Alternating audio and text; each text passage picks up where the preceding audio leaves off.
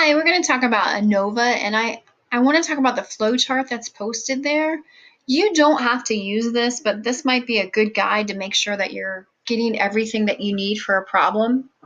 So for analysis of variance, you need to gather up the information and try to fill in the blanks. You don't have to print this out. You might just want to make this chart in your notebook so you make sure that you're solving the problems correctly. So you want to figure out how many groups you have. And eventually you're going to get the degrees of freedom. This might be something you get at the end, but you need to be mindful of what you get. And there's 2 degrees of freedom for ANOVA. You need to get your level of significance that will come from the problem. So you also need to make sure you enter that data correctly and you don't mix up your samples.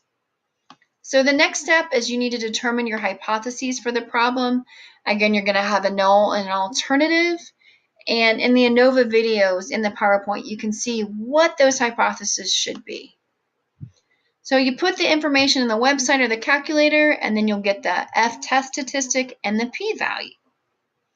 Your next step is to conclude based on the p-value and the level of significance. And here you just put in your p-value and your level of significance and pick the right one that makes a true statement if you're going to reject the null or fail to reject the null.